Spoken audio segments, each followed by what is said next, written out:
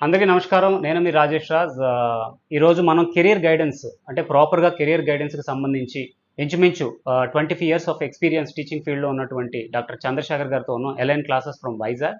Student ఇప్పుడు 10థ్ class అయిపోయిన తర్వాత మీ దగ్గరికి అప్రోచ్ అవ్వాలా అంటే ఎలైన్ క్లాసెస్ వైజాగ్ చంద్రశేఖర్ గారి దగ్గరికి రైట్ గైడెన్స్ కోసం. ఏదైనా ఇంజినీరింగ్ కావచ్చు, లేకపోతే మెడిసిన్ కావచ్చు. ఎందుకంటే పేరెంట్స్‌కి కూడా కొంతమంది క్లారిటీ ఉండదు సార్.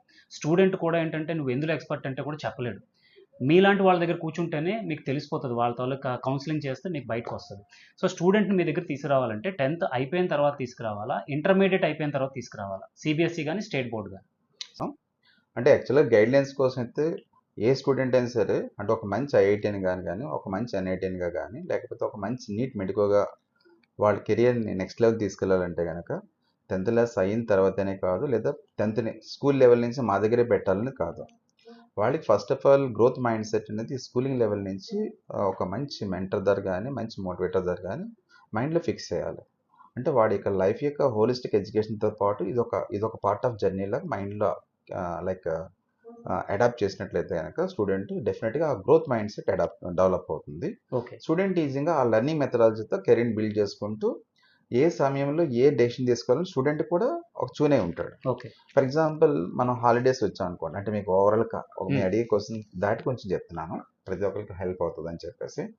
మన హాలిడేస్ అనుకోండి, సపోజ్ ఈరోజు థియేటర్కి తీసుకెళ్దామని, హ్మ్. లేకపోతే పార్క్ వెళ్ళాలని అవును. ఇట్లాగే పెట్టుకుంటారు. అవునండి. కానీ హాలిడేస్ టైంలో ఏదో ఒక పర్మిషన్ తీసుకొని ఒక మెడికల్ కాలేజ్ ఎలా ఉంటుంది, ఒక ఎన్ఐటీస్ ఎలా ఉంటాయి, ఒక ఐఐటీస్ ఎలా ఉంటాయి, హ్మ్. ఐఐటీస్లో లైబ్రరీలో స్టూడెంట్స్ యొక్క పర్ఫార్మెన్స్ ఎలా ఉంటుంది, ఇయర్స్ అలాంగ్ ది డే ఎలాగా వాళ్ళ యొక్క టైం కాంట్రిబ్యూట్ చేసి కెరియర్ని బిల్డ్ చేసుకుంటారు.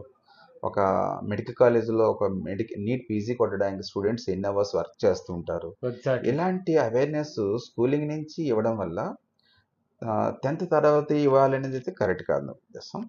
అంటే అలాగే ఒక ఐఐటీ అవ్వాలంటే 6th క్లాస్ నుంచి ఐఐటీ కోచింగ్ ఇవ్వాలనేది కూడా కరెక్ట్ కాదు. మేము ఎగ్జాక్ట్‌లీ. చదువుకునే టైంలో ఏ ఓరియంటేషన్స్ లేవు, ఏ ఐఐటీ ఓరియంటేషన్స్ లేవు, ఏ నీట్ మెడికల్ ఓరియంటేషన్ లేవు. లేవు. అవును సార్. సో మేము 6th క్లాస్ చదువుతున్నాం అనుకోండి, 6th క్లాస్ సిలబస్లో టెక్స్ట్ బుక్లో ఉన్న ప్రతి లెసన్ కూడా బ్యాక్ సైడ్ ఉన్న ప్రతి క్వశ్చన్ అండ్ ఆన్సర్ కూడా చాలా లాజికల్గా థింక్ చేసేవాళ్ళం. దాని మీద డిబేట్స్ లాగా ఉండేవి. ఆ డిబేట్స్ అప్పట్లో గవర్నమెంట్ స్కూల్స్లో బాగా కండక్ట్ చేసేవారు, పర్ఫామ్ చేసేవారు. జోనల్ వైజ్ డిబేట్స్ కండక్ట్ చేసేవారు. దానివల్ల మేము రినోడ్గా థింక్ చేసే ఐడియాలజీ వాలంటరీగా డెవలప్ అయ్యేది. అలాంటి హోలిస్టిక్ ఎడ్యుకేషన్ కనుక అంటే ఆటలు పాటలతో పాటు ఎడ్యుకేషన్లో కూడా బాగా ఏ రోజుకి ఆ రోజు మనం అనుకున్న వర్క్ చేసుకుంటూ వెళ్తే పిల్లలు కూడా ఎడ్యుకేషన్లో హోలిస్టిక్ లైఫ్ ఫీల్ అవుతారు. ఓకే. అంటే మీరు అంటుందేంటంటే ఏ గోల్ అయితే పెట్టుకున్నామో దానికి సంబంధించిన సోర్సెస్‌ని ముందు నుంచి యా మీరు